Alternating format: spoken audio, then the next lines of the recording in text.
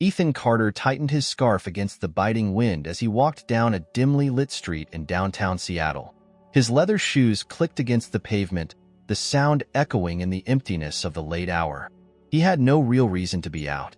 His sprawling mansion waited for him, as empty and cold as the December air, but he couldn't bring himself to go home. Not yet. Not to that silence. As he rounded the corner, he noticed a figure slumped against the side of a building. A woman, wrapped in a torn blanket, her knees pulled to her chest. She was shivering uncontrollably, her breath visible in the freezing air. Ethan hesitated. This wasn't his problem. He had already done his share of charity through the foundation named after his late wife. Helping someone directly wasn't in his nature anymore. But then she looked up. Her face was pale, her lips cracked, and her eyes, haunted but defiant, locked onto his. For a moment, neither of them moved. Ethan cleared his throat, breaking the tension. "Do you need help?" he asked, his voice stiff, almost mechanical. The woman didn't answer.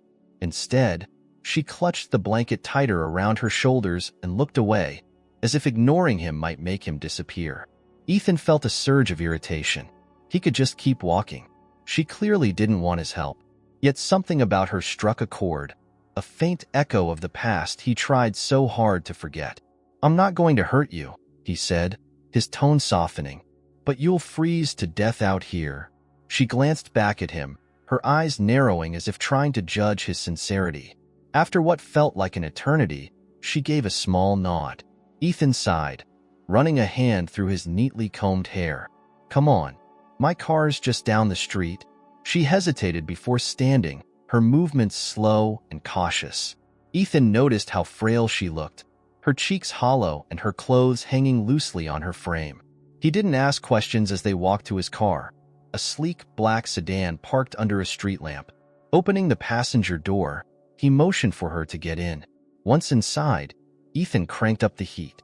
The woman leaned back against the seat, her eyes closing briefly as the warmth began to thaw her. "What's your name?" he asked, glancing at her. "Mary," she murmured, her voice hoarse. "Mary. Okay." Ethan paused, gripping the steering wheel. "I'll take you to my place for the night. Just one night, understand?" Her eyes flickered open, and she nodded. He didn't wait for a response before pulling out onto the road. The drive was silent except for the hum of the engine. Ethan avoided looking at her, focusing instead on the road ahead. What was he doing? This was completely out of character, and he knew it. But for some reason, he couldn't stop himself. When they reached his house, Ethan led her inside, his steps purposeful as if to mask his uncertainty. The house was vast and pristine, with high ceilings and minimalist decor. Mary stopped just inside the door, her gaze darting around as if she didn't belong. "You can sleep in the guest room," Ethan said, gesturing down the hallway. "There's a bathroom, too. You can clean up if you want." She nodded again, her silence unsettling. Ethan turned to leave, but stopped. "I'll leave some clothes outside the door," he added awkwardly before retreating to his own room. As he rummaged through his closet for something she could wear, Ethan's mind raced. Why had he brought her here? He barely even spoke to the people in his own life, let alone strangers on the street. Yet here she was, a homeless woman in his home. After leaving a pair of sweatpants and a sweatshirt outside the guest room, Ethan poured himself a drink and sat in the living room, staring at the fire crackling in the hearth. He told himself it was just one night. Tomorrow, he'd figure out what to do with her. Maybe he'd call a shelter or arrange something through his foundation.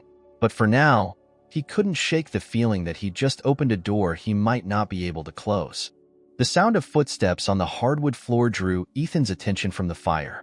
He glanced over his shoulder to see Mary standing in the doorway of the living room. She wore the oversized sweatshirt and sweatpants he'd left for her, the sleeves hanging past her wrists. Her hair, still damp from the shower, clung to her face. She looked uncomfortable, as if she might vanish if he spoke too loudly. "I figured you'd stay in the guest room," Ethan said, his voice low. He set his glass of whiskey on the table beside him. Mary shifted her weight, her arms crossed over her chest. "I didn't want to. She hesitated, her voice faltering. "It's warm in here." Ethan gestured to the armchair across from him. "Sit, if you want." You don't have to stand there. She moved cautiously, as if each step required deliberation, and finally sat, curling her legs under her. Her eyes flicked to the fire, and for a moment, the room was quiet except for its soft crackle. Are you hungry? Ethan asked, breaking the silence. I can get you something.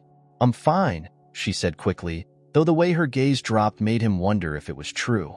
Ethan leaned back, studying her. She wasn't much older than 30, though life had clearly taken its toll. Her face carried the kind of wear that came from years of hardship. How long have you been out there? He asked before he could stop himself. Mary's eyes snapped up to meet his, guarded. A while, she said flatly. I'm not prying, Ethan said, raising his hands slightly. I'm just trying to understand. There's nothing to understand, she replied, her voice sharper now. People end up where they end up. Ethan didn't push. He wasn't in a position to argue, and he didn't want to give her a reason to bolt in the middle of the night. Instead, he stood and walked to the kitchen.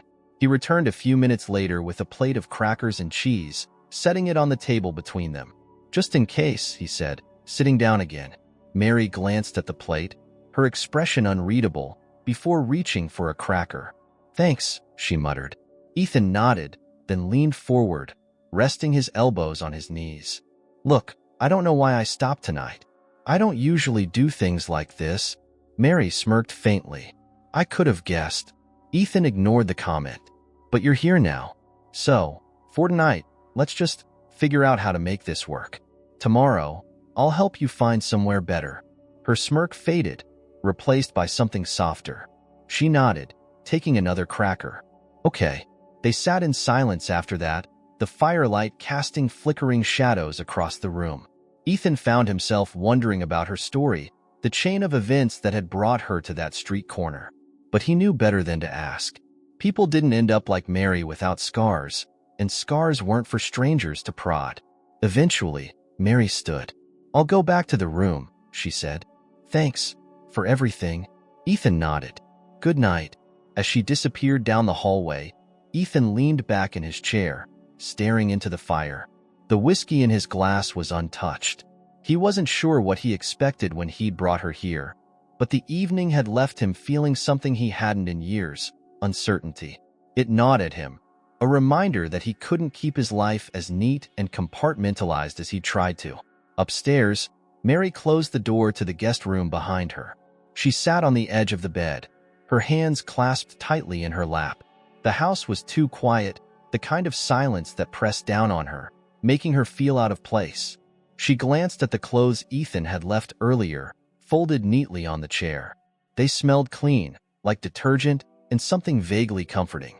For the first time in months, maybe years, she felt safe. But safety, she reminded herself, was always temporary. Tomorrow would come, and with it, the uncertainty of what would happen next. The next morning, Ethan found himself lingering in the kitchen, staring at the coffee maker as it hissed and gurgled. He had woken early, unable to shake the restless feeling that had settled in his chest since Mary's arrival. It wasn't regret exactly, but it was close. He wasn't used to sharing his space, especially not with someone like her. He poured himself a cup of coffee and leaned against the counter, waiting. He wasn't sure for what. Minutes passed before soft footsteps reached his ears. He turned to see Mary standing in the doorway, looking uncertain. Good morning, Ethan said, keeping his tone neutral. Morning, she replied. She glanced around the kitchen, her eyes lingering on the polished countertops and stainless steel appliances. This place, it's huge. Ethan shrugged. It's just a house. It's more than that, she said under her breath, but Ethan heard the edge in her voice. You want coffee? He asked, ignoring the comment. Mary hesitated before nodding. Ethan grabbed a second mug, poured the coffee, and handed it to her. She took it cautiously, as if the simple gesture was foreign to her. She wrapped her hands around the mug and stared into it. You don't have to be nervous, Ethan said, leaning against the counter again. I told you you're safe here. It's not that, Mary replied, her voice quiet. I'm just not used to this. What? A kitchen? Ethan tried to lighten the mood, but her sharp look silenced him. He sighed, running a hand through his hair. Sorry. Mary sipped her coffee, her gaze dropping to the floor. "Thanks for letting me stay," she said finally. "I'll be out of your way soon." Ethan frowned. "I said I'd help you figure something out. You don't have to rush off. People like me don't belong in places like this," she said, her tone flat. "You've done enough." Ethan opened his mouth to argue but stopped. He didn't know her well enough to push, and he wasn't sure he wanted to. Instead, he changed the subject. "There's food in the fridge. Help yourself." Mary gave a small nod but didn't move. Ethan couldn't tell if it was gratitude or stubbornness that kept her rooted in place. The sound of small footsteps interrupted them, and both turned to see Emily standing in the doorway. Her hair was a mess of blonde tangles, and she clutched a stuffed bear to her chest. She froze when she saw Mary. "Who's that?" Emily asked, her voice soft but wary. Ethan straightened. "This is Mary. She's staying with us for a little while." Emily's wide eyes darted between them. "Why?" "She needed somewhere warm to sleep," Ethan explained, keeping his tone calm. "Mary, this is my daughter, Emily." Mary gave a small wave. "Hi." Emily didn't respond. Instead, she shuffled to the table and climbed into a chair, her bear still clutched tightly. Ethan sighed, rubbing the back of his neck. He wasn't sure how to explain this situation to a 9-year-old, especially when he barely understood it himself. "I'll make breakfast," Ethan said, breaking the awkward silence. He moved to the stove, pulling out eggs and bread. As he cooked, he glanced over his shoulder. Emily was staring at Mary, her brow furrowed in thought. "Are you homeless?" Emily asked suddenly. "Emily." Ethan's voice was sharp, and Emily shrank back slightly. Mary, however, didn't seem offended. "Yeah," she said simply. "I am." "Why?" Emily pressed. "Emily, that's enough," Ethan said firmly, setting a plate of scrambled eggs and toast in front of her. He handed another plate to Mary, who hesitated before taking it. "It's okay," Mary said, her gaze on Emily. "Sometimes life doesn't go the way you plan." "That's all." Emily tilted her head, considering the answer. "Are you sad?" Ethan groaned. "Emily." "A little," Mary admitted, cutting him off. "But not today." Emily seemed satisfied with the answer. She picked at her food, occasionally glancing at Mary as if trying to figure her out. Ethan watched the exchange with a mix of discomfort and curiosity. Emily had been so withdrawn since Sarah's death that even her sudden burst of questions felt like a small miracle. When breakfast was over, Emily slid out of her chair and disappeared down the hallway without another word. Mary stood, gathering her plate. "I should go." "You don't have to," Ethan said, surprising himself with how quickly the words came out. "Stay, at least for today." Mary hesitated, her hands tightening around the plate. "Why are you doing this?" Ethan didn't have an answer. Instead, he took the plate from her and placed it in the sink. "Go rest. We'll figure it out later." She looked like she wanted to argue, but nodded instead. As she walked back down the hallway, Ethan leaned against the counter, his thoughts swirling. He wasn't sure what he was trying to fix, her, himself, or something in between. But he couldn't shake the feeling that this moment was the start of something he didn't fully understand. That night, the house was unusually quiet.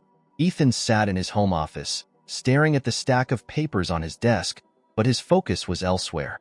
He couldn't stop thinking about the breakfast conversation, the way Mary had answered Emily's blunt questions without hesitation or resentment. It had been years since he'd seen his daughter show that much interest in anyone. Even if it was awkward and hesitant, it was something. He glanced at the clock. It was late, and the only sound was the faint creak of floorboards as the house settled.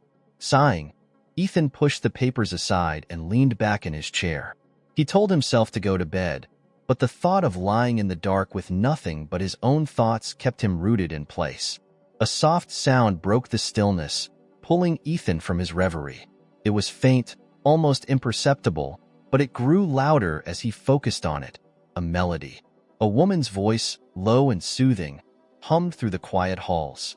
For a moment, Ethan thought he was imagining it. Then he stood, following the sound. It led him to Emily's room. The door was ajar, and through the crack, he saw Mary sitting on the edge of Emily's bed. Emily was curled under the covers, her stuffed bear tucked against her chest, her eyes half closed as Mary sang a lullaby. The song was unfamiliar, simple but haunting. Mary's voice carried a rawness, as if it had been scraped by years of silence and only now found its way back to the surface. Ethan froze, unsure whether to interrupt. He watched as Mary gently brushed a strand of hair from Emily's face and continued singing. Emily's breathing slowed, her body relaxing into sleep. When the song ended, Mary sat there for a moment longer, her head bowed as if lost in thought. Ethan finally stepped back, retreating down the hall to his own room. He closed the door softly behind him and sat on the edge of the bed, his mind racing. He hadn't seen Emily fall asleep that peacefully since Sarah's death. It was a stark reminder of how much had changed and how much he had failed to be there for her. The next morning, Emily was unusually cheerful. She bounced into the kitchen while Ethan was pouring coffee, her bear still in hand. "Dad, Mary sang to me last night," she said, her voice bright. "It was pretty." Ethan nodded, unsure how to respond. "That's nice," he said, keeping his tone even. "She said she used to sing to her son," Emily continued, climbing onto a chair at the table. "Do you think she misses him?" Ethan stiffened. "I'm sure she does," he said carefully. "But maybe you shouldn't ask her about that. It might make her sad." Emily frowned, her fingers tracing patterns on the tabletop. "She doesn't seem sad," she said. "Not when she sings." Ethan didn't know what to say to that, so he changed the subject. "What do you want for breakfast?" "Pancakes," Emily said instantly, a grin spreading across her face. Ethan couldn't remember the last time she'd made a specific request like that. He set to work, flipping pancakes on the griddle while Emily chattered about her plans for the day. She wanted to draw, she said, maybe something for Mary. When Mary appeared in the doorway, Ethan saw her tense slightly at Emily's enthusiastic wave. "Good morning," Mary said, her voice cautious. "Morning," Emily replied, her grin widening. "Dad's making pancakes." Mary nodded, sitting at the table as if unsure whether she was allowed to stay. Ethan placed a plate of pancakes in front of her without comment, then sat down with his own.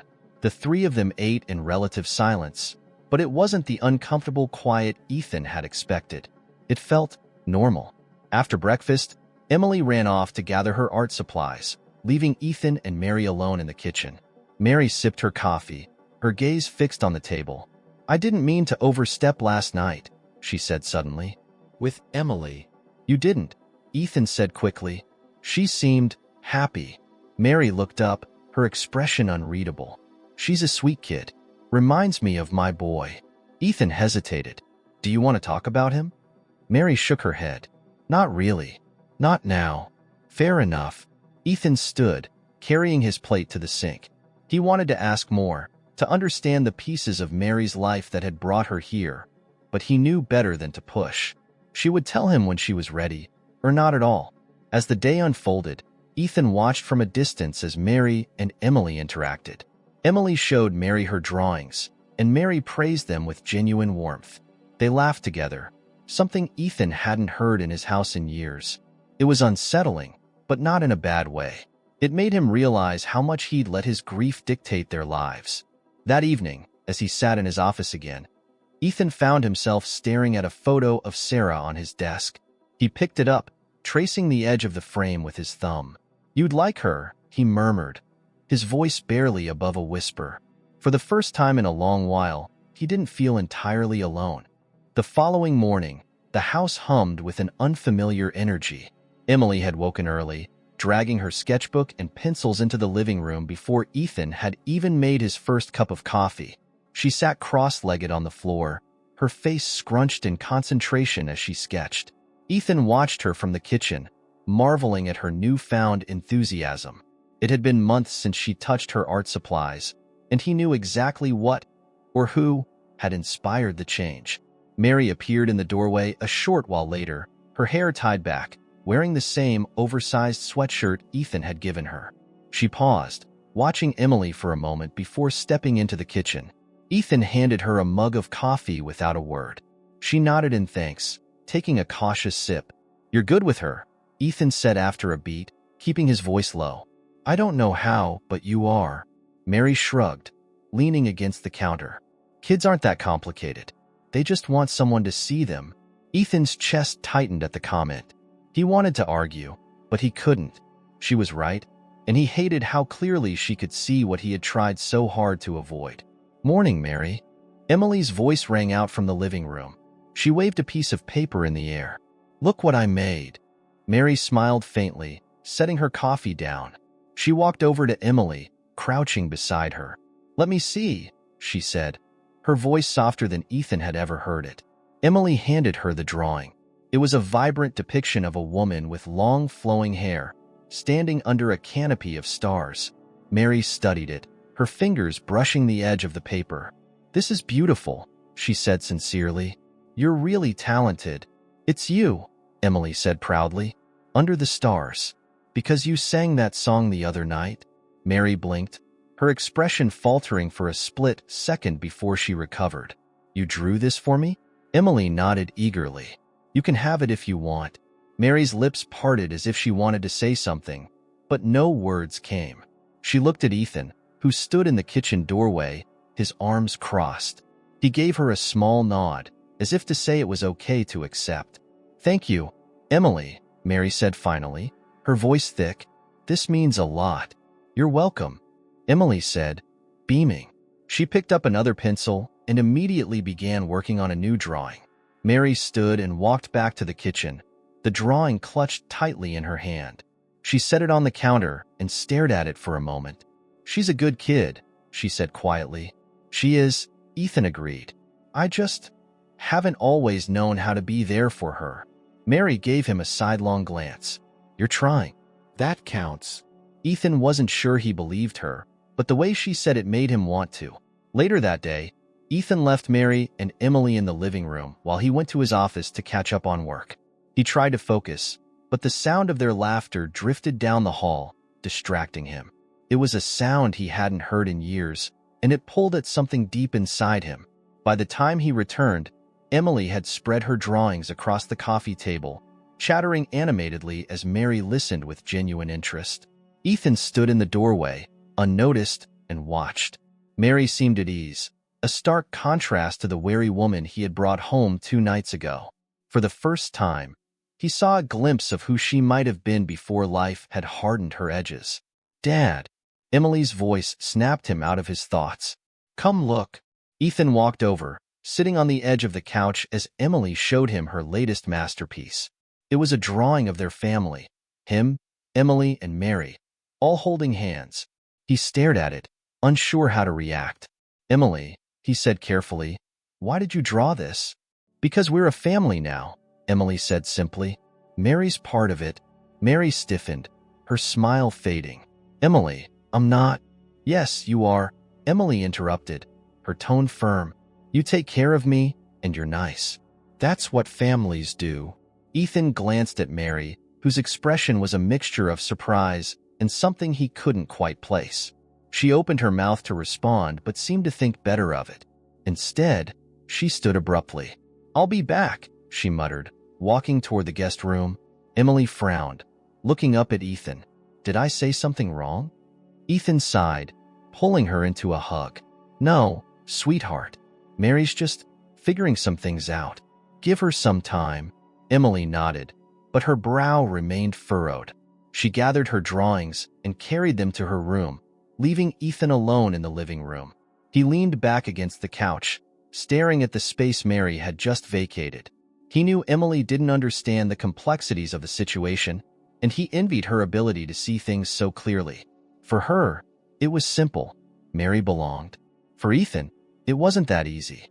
He wanted to help Mary, but he couldn't ignore the growing sense that her presence in their lives was changing more than he'd anticipated.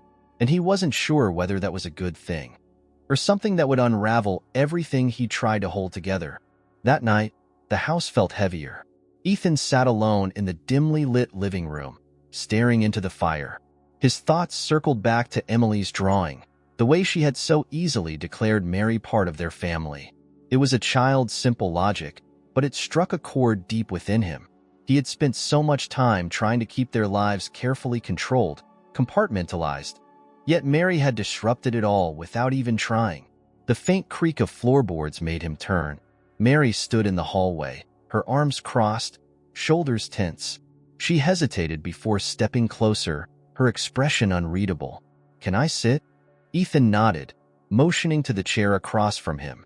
Mary sank into it, the firelight casting shadows on her face. For a long moment, neither of them spoke. "Emily's a good kid," Mary said finally, breaking the silence. "She's different from most kids I've met. She's been through a lot," Ethan replied, his voice quiet. "Losing her mom, it changed her. Changed both of us." Mary nodded, staring into the flames. "I figured. The way she talks about her. It's like she's trying to hold on to something she's afraid to lose." Ethan swallowed hard. "She's been like that since the accident. Quiet, withdrawn. I didn't know how to help her, so I just didn't." Mary's gaze flicked to him. "That's why you brought me here, isn't it? Because you thought I could do what you couldn't." Ethan shook his head. "No, I didn't even know why I stopped that night. But now, maybe." Mary leaned back, her jaw tightening. "I'm not her mother. I can't be." "I know," Ethan said quickly. "That's not what I meant." "Then what do you mean?" Mary's voice rose slightly, her frustration bleeding through. "Because your daughter thinks I belong here, and I don't. I can't. This isn't my life." Ethan looked at her, his chest tightening. "What is your life, Mary? The streets? Running from whatever brought you there?" Her eyes darkened, her hands gripping the arms of the chair. "You don't know anything about my life." "Then tell me," Ethan pressed. "Help me understand why you're so determined to push us away." Mary stared at him, her expression guarded. For a moment, Ethan thought she might get up and leave. But then she sighed, her shoulders slumping. "I had a son," she said, her voice barely above a whisper. "His name was Daniel. He was 6 the last time I saw him." Ethan leaned forward, his heart sinking. "What happened?" Mary hesitated, the words catching in her throat. "I made mistakes," she said finally. "Big ones. His father and I. We were a mess. Drinking, fighting, barely keeping it together. Social services took him. Said we weren't fit to raise him." Ethan's stomach twisted, but he didn't interrupt. "I tried to get him back," Mary continued, her voice cracking. "But I didn't have money for a lawyer. Didn't have anyone to help me. His father left, and I was on my own. I thought if I got clean, if I found a job, they'd see I could take care of him. But by the time I got on my feet, he was gone. Adopted by another family. They didn't tell me where." She looked away, blinking back tears. "That was 7 years ago. I've been looking for him ever since." Ethan didn't know what to say. The pain in her voice was palpable, raw. He had seen glimpses of it before, but now it was laid bare, and it cut deeper than he expected. "I'm sorry," he said finally. "I can't imagine what that's like." Mary let out a hollow laugh. "No, you can't. But thanks for saying it." Ethan leaned back, running a hand through his hair. "You don't have to run anymore, Mary. You don't have to do this alone." She shook her head. "It's not that simple. I can't just stay here, pretending like this is my life. It's not. And Emily, she's going to get hurt if I stay. She's already getting attached." "Maybe that's not a bad thing," Ethan said, his voice firm. "She needs people in her life who care about her. And you, whether you admit it or not, you care about her too." Mary's jaw tightened, her hands trembling slightly. "You don't understand. I can't stay. Not forever." Ethan met her gaze, his own steady. "Then don't stay forever. Stay until you figure out your next step. Stay until you find a way to move forward." Mary didn't respond. She looked back at the fire, her face shadowed.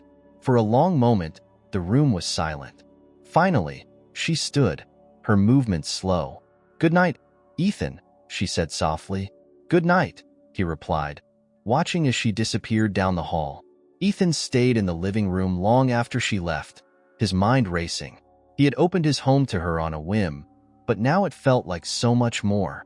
Mary's pain was woven into his house, into his life, and he couldn't ignore it. He didn't know where this would lead, but one thing was clear. Mary wasn't just passing through anymore. She had become part of their story, whether she wanted to be or not. Ethan woke to the faint sound of laughter drifting through the house. He blinked, disoriented, before realizing it was coming from the living room. Throwing on a sweater, he made his way downstairs, following the noise. What he saw stopped him in his tracks. Mary and Emily were sitting cross-legged on the rug, surrounded by a sea of papers and crayons. Emily was holding up a drawing, her face alight with pride, while Mary leaned in close, nodding with an animated smile. "Perfect shading," Mary said, her voice warm. "And those stars? They're magical." Emily giggled. "You really think so?" "I do," Mary replied. "I'd hang this in a gallery if I could." Ethan cleared his throat, stepping into the room. Both heads turned toward him. Emily beamed, holding up her drawing. "Look, Dad." Mary said, "This one's my best yet." Ethan smiled faintly, nodding. "It's great, sweetheart." Emily jumped up, grabbing another piece of paper. "I'm gonna do another one."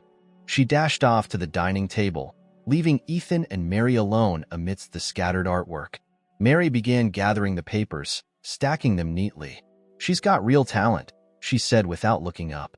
"She gets it from her mom," Ethan said, sitting on the arm of the couch. "Sarah loved to paint. She used to fill the house with her work. Well, Emily put everything away." Mary stopped, her hands hovering over a drawing. "I didn't realize," she said softly.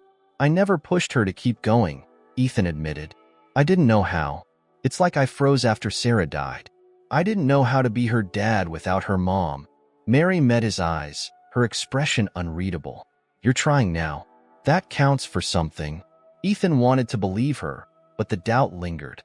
He gestured to the papers. "You're good with her. She listens to you." "I don't know why," Mary said, a faint smirk tugging at her lips. "I don't have the best track record with kids." "You've got something," Ethan said. "Call it instinct." Mary snorted. "Instinct. Right."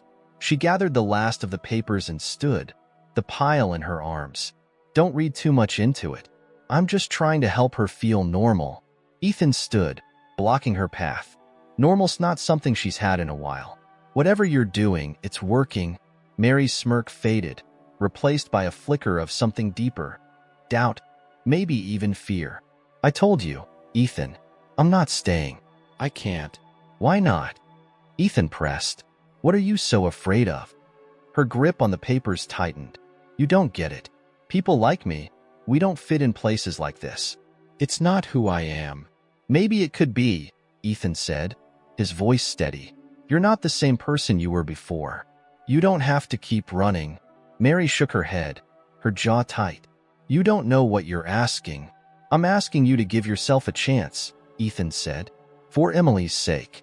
And maybe for yours too." The words hung in the air, heavy and unspoken. Mary stared at him, her eyes searching his face for something she couldn't find. Then she stepped around him, setting the papers on the coffee table. "I'll think about it," she said finally. Ethan nodded, knowing better than to push further. For now, it was enough. That afternoon, Ethan and Mary took Emily to the park. The cold air bit at their cheeks, but Emily insisted on playing anyway. She raced ahead, her laughter ringing out as she climbed onto the swings. Ethan pushed her gently, his hands firm on the chains as she soared higher. Mary watched from a nearby bench, her arms wrapped around herself. She seemed more distant than usual, her gaze focused on the horizon rather than the scene in front of her. "Penny for your thoughts," Ethan said as he sat down beside her. Mary glanced at him, her expression guarded.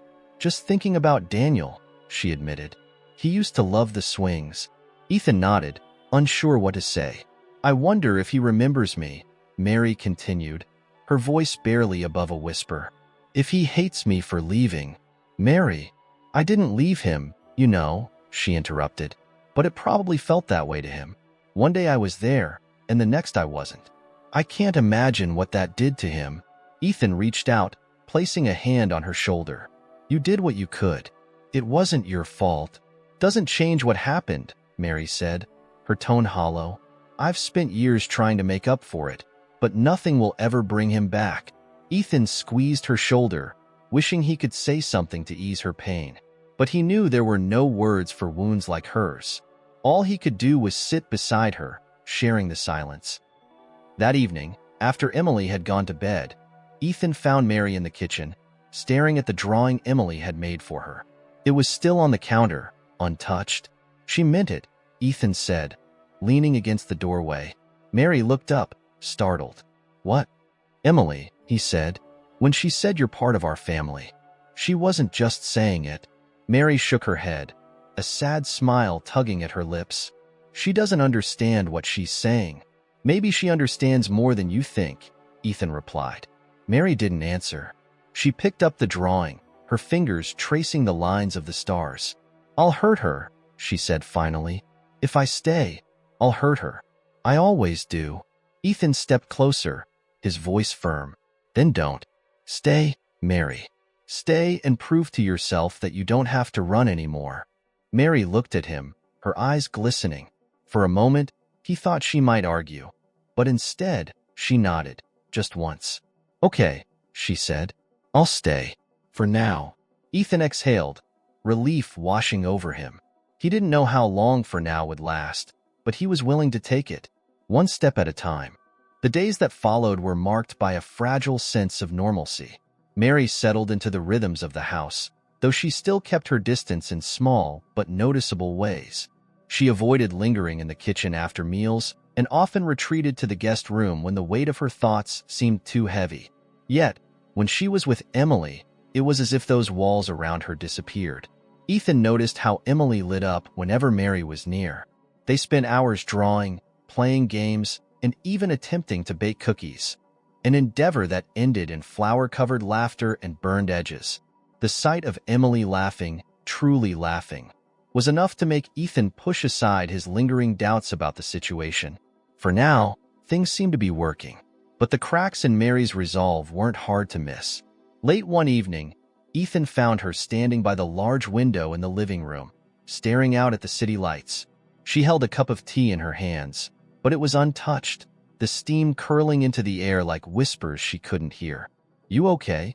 Ethan asked, stepping into the room. Mary startled slightly but didn't turn.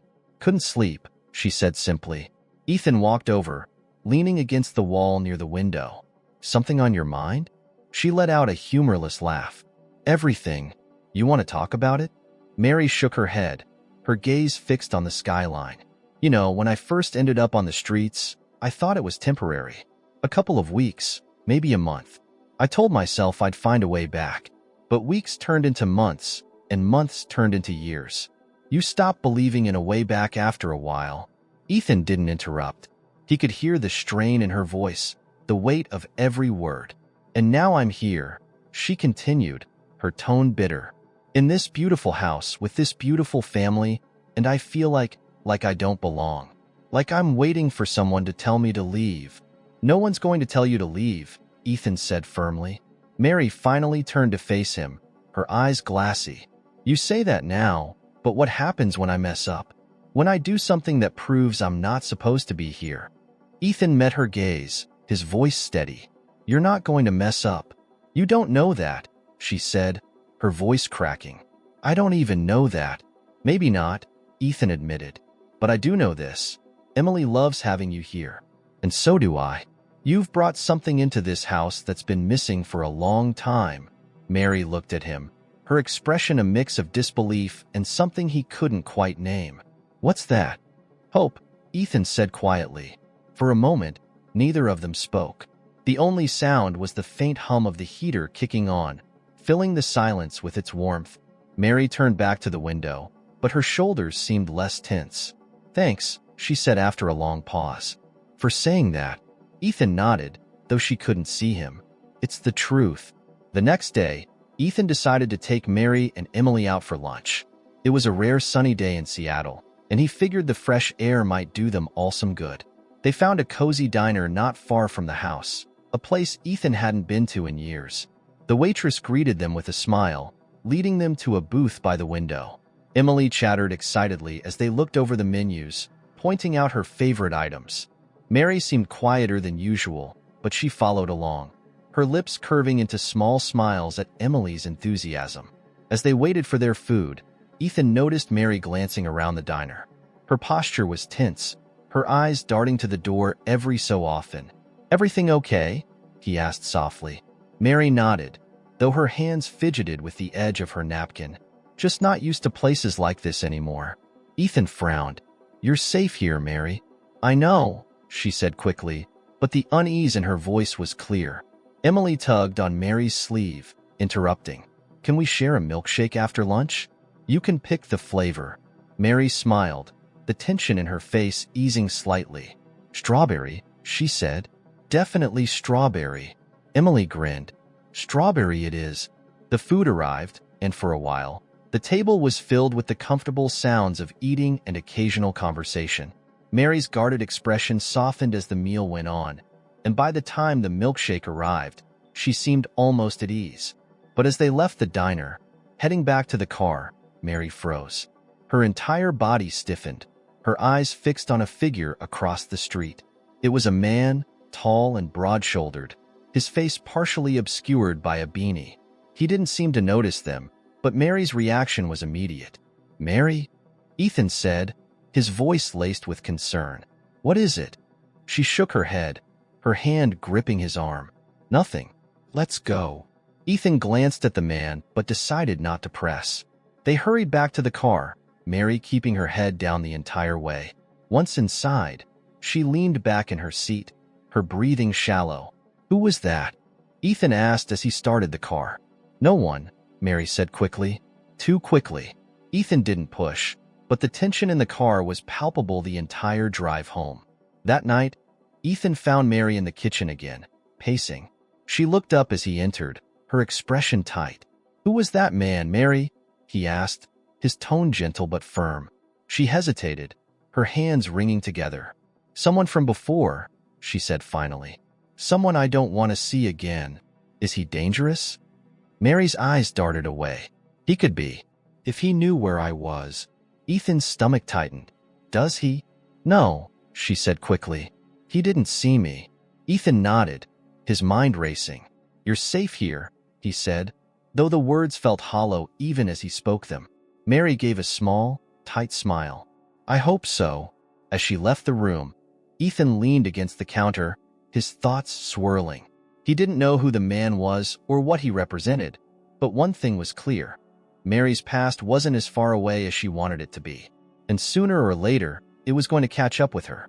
The next morning, Ethan found himself pacing in the living room, his thoughts weighed down by the encounter at the diner. Mary's reaction to the man across the street had been more than fear. It was something deeper, something that clung to her like a shadow. Whatever she was running from, it wasn't over. Emily bounded into the room, her sketchbook in hand. "Dad, look at this," she said, holding up a new drawing. It was a picture of their family again, this time with all three of them smiling under a bright sun.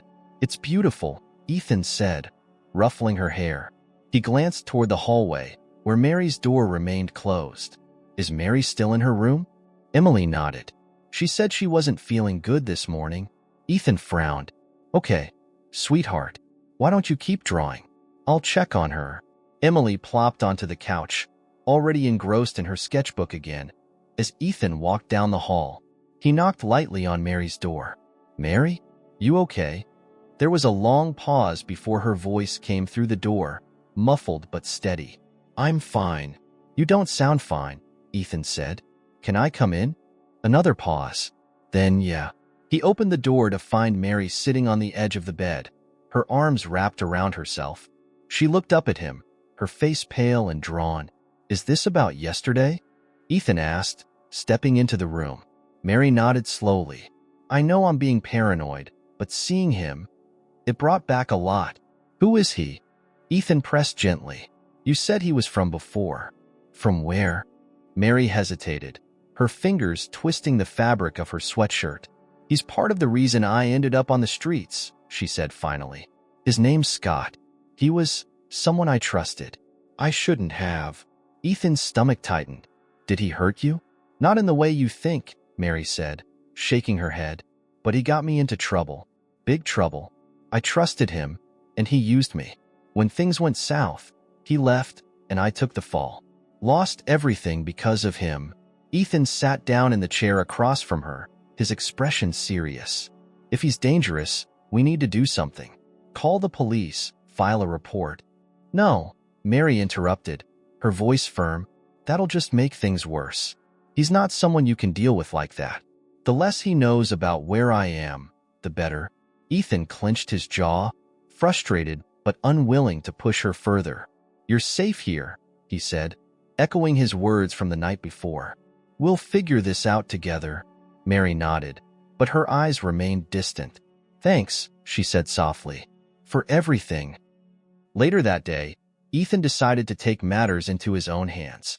While Mary and Emily were occupied in the backyard, he stepped into his office and made a call. His old friend, Jack Turner, was a private investigator, a reliable one who owed Ethan a favor.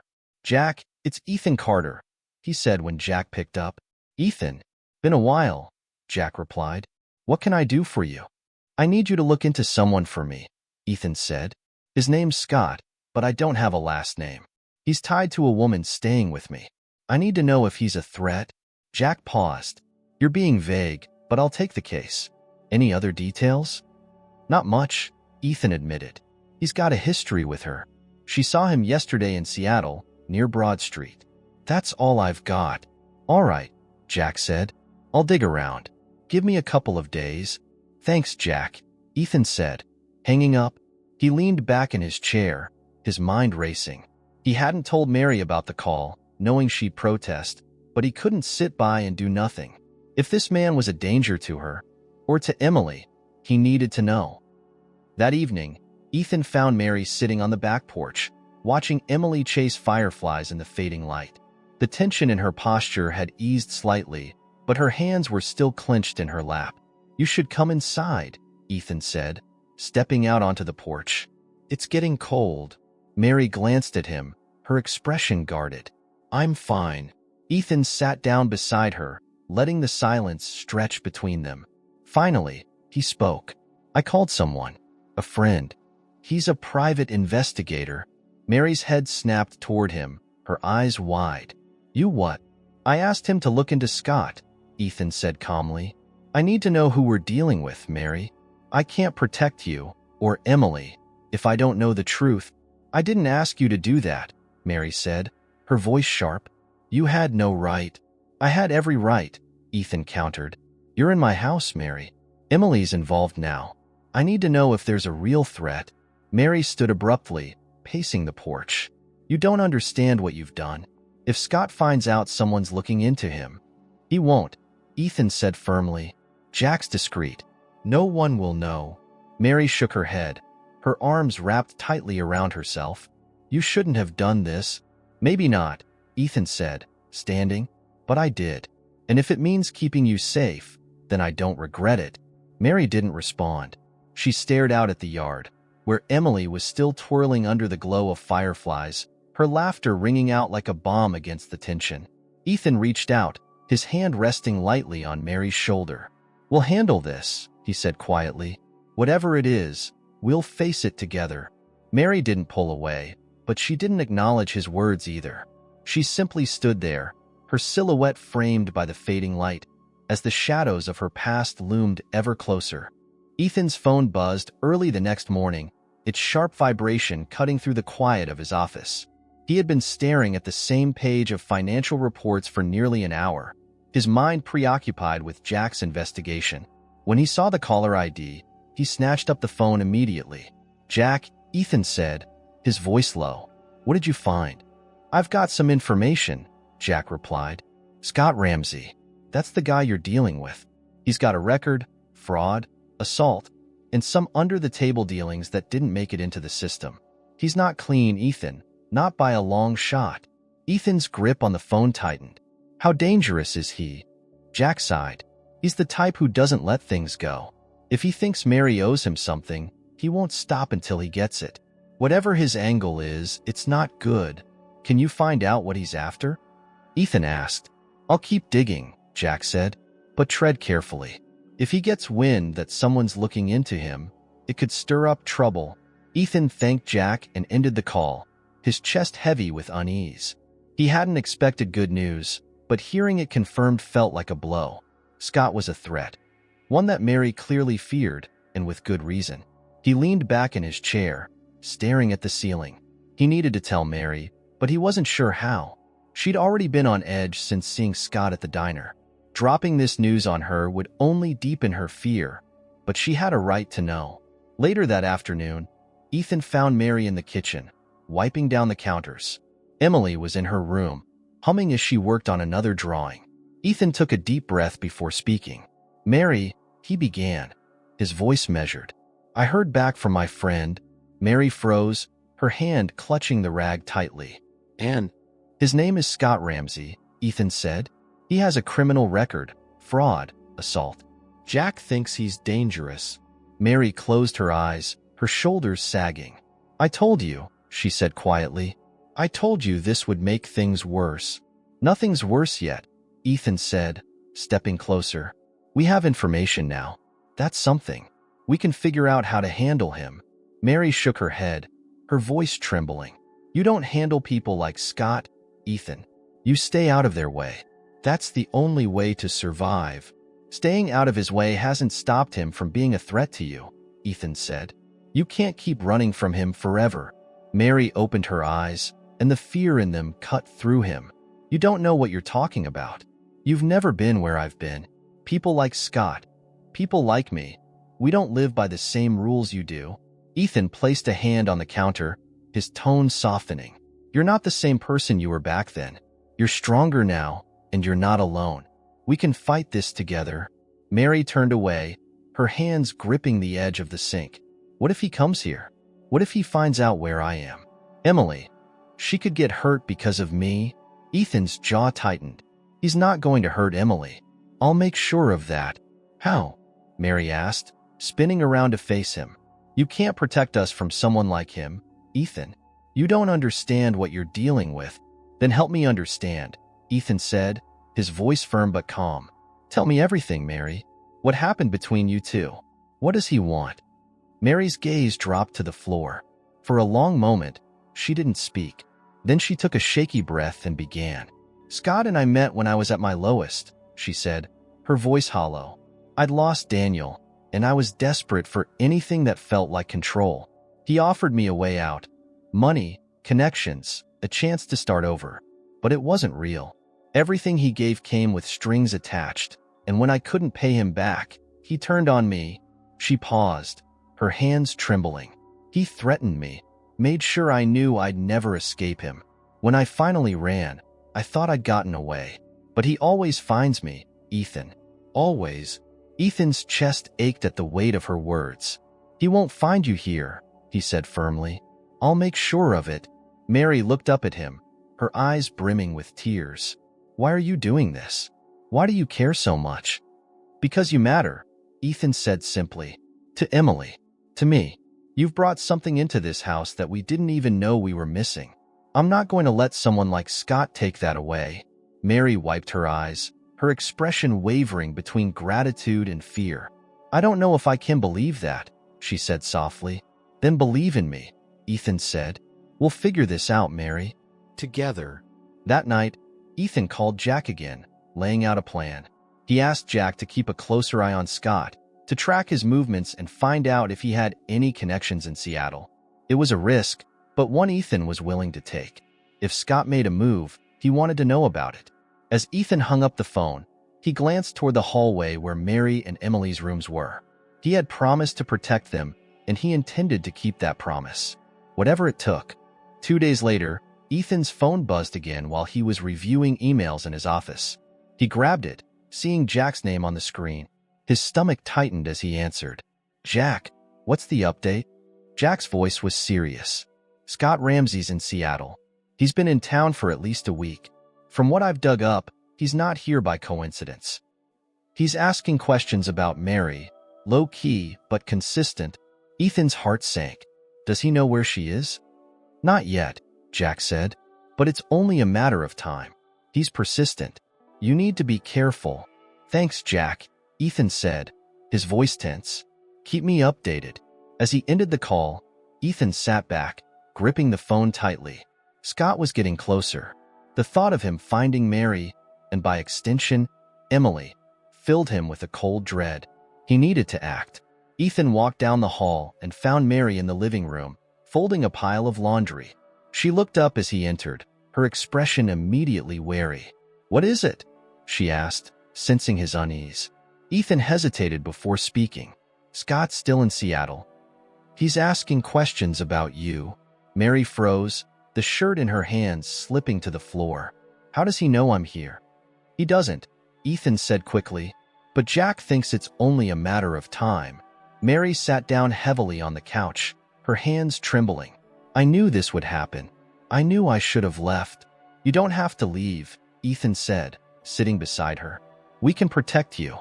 "How?" Mary asked, her voice rising. "You can't stop him, Ethan. He's like a shadow. He'll find me, and when he does—" "Stop," Ethan said firmly. "You're not alone anymore, Mary. We'll deal with this together." Mary looked at him, her fear etched deep into her face. "You don't understand what he's capable of." "Then tell me," Ethan said. "What does he want from you?"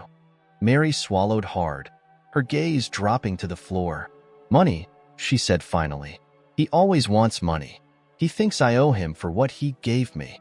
He'll do whatever it takes to get it." Ethan leaned forward, his mind racing. "If it's money he's after, we can use that. We can draw him out, get the police involved." "No," Mary said sharply. "The police won't help. He's good at staying just inside the law. If we make a move and it fails, he'll come after us harder." Ethan exhaled, frustration bubbling under the surface. "Then what do we do, Mary? Just wait for him to find us?" Mary didn't answer. She stared at the floor, her hands gripping the edge of the couch. The silence stretched between them, heavy and suffocating. Later that evening, Ethan sat in his office, running through scenarios in his mind. He had to find a way to protect Mary and Emily, to end this once and for all. But every option felt like a gamble, and the stakes were too high. A knock at the door pulled him from his thoughts. Mary stepped in, her face pale but resolute. "I've been thinking," she said. "If Scott wants money, maybe I should give it to him. End this." Ethan frowned. "You can't negotiate with someone like him. It won't end there. He'll keep coming back." Mary hesitated, her arms crossed tightly over her chest. "Then what do you suggest?" "Because I can't keep running, Ethan. I'm tired." Ethan stood, his expression firm. "We don't give him what he wants. We make him think we will, but on our terms." Mary's brow furrowed. "What does that mean?" "It means we set a trap," Ethan said. "I'll use my resources to arrange a meeting. We'll lure him out and have Jack and his team nearby to intercept him." Mary stared at him, her fear battling with the faintest glimmer of hope. "You do that?" "For me. For you and Emily," Ethan said without hesitation. "I told you, Mary, you're not alone in this." She nodded slowly, her resolve hardening. "Okay," she said. "Let's do it." The plan came together quickly. Ethan contacted Jack and laid out the details, arranging for his team to be positioned near the meeting spot. Mary reluctantly agreed to be part of the setup, though the fear in her eyes was impossible to ignore. They chose a public park in a quiet part of the city, a place where they could blend in while keeping an eye on Scott's approach. Ethan transferred a small amount of money into a temporary account, just enough to make the offer seem genuine. The night before the meeting, Ethan found Mary sitting on the back porch, staring at the stars. He joined her, the silence between them comfortable but heavy. "You're sure about this?" she asked, her voice barely above a whisper. "It's the best chance we have," Ethan said. "Jack will make sure nothing goes wrong." Mary nodded, her fingers tracing the edge of her sleeve. I don't want Emily to get hurt." "She won't," Ethan said firmly. "I'll make sure of it." Mary looked at him, her eyes glistening with unshed tears. "Thank you," she said, "for everything." Ethan reached out, placing a hand on hers. "You're worth it, Mary. Don't forget that." As the stars blinked above them, they sat in quiet solidarity, both knowing that the next day could change everything. The air was crisp and cool as Ethan parked the car a block away from the park. He glanced at Mary, sitting in the passenger seat, her hands clenched tightly in her lap. She was pale, her breaths shallow, but her jaw was set with a determination he hadn't seen before. "You don't have to do this," Ethan said quietly. Mary shook her head. "Yes, I do. It's the only way. From the back seat, Emily's voice broke the tension. Are you sure you don't want me to come? Ethan turned to his daughter, forcing a small smile. Not this time, sweetheart. You stay here and draw something beautiful for when we get back. Emily hesitated, then nodded. Okay, but be careful. We will, Ethan said. He glanced at Mary, who gave a small, reassuring nod to Emily before stepping out of the car. The park was quiet, its open spaces dotted with a few scattered trees. Ethan had chosen a bench near the center as the meeting spot, visible but not too exposed. Jack and his team were positioned discreetly nearby, ready to move if Scott showed any signs of aggression. Mary sat on the bench, her back straight and her hands resting on her knees. Ethan stood a few feet behind her, his phone in hand, his eyes scanning the area. The seconds stretched into minutes, each one heavier than the last. And then they saw him. Scott Ramsey approached from the far end of the park, his strides confident and his face set in a smug grin. He wore a dark jacket, his hands buried in the pockets. Even from a distance, his presence radiated danger. Ethan felt his muscles tense, but he stayed rooted in place. He had to trust Jack and his team. Scott stopped a few feet from Mary, his grin widening. Well, look who's still alive, he said, his voice dripping with mockery. Didn't think you'd have the guts to face me. Mary's voice was steady, though her hands gripped the edge of the bench. I'm here. Let's get this over with. Scott chuckled, circling her like a predator sizing up its prey. Straight to the point. Huh? You always were stubborn. I like that. Enough, Mary snapped. You want money? Fine, but this is the last time. You leave me alone after this. Scott tilted his head, his grin fading. The last time? Oh, Mary, you should know better by now. I decide when it's the last time. Ethan clenched his fists, forcing himself to stay calm. He glanced toward Jack's position, signaling that they needed to move soon. Look, Mary said, her voice firm. There's money in the account I gave you. Take it and leave. You won't hear from me again. Scott scoffed, leaning closer to her. You think a few grand's enough? After everything you owe me?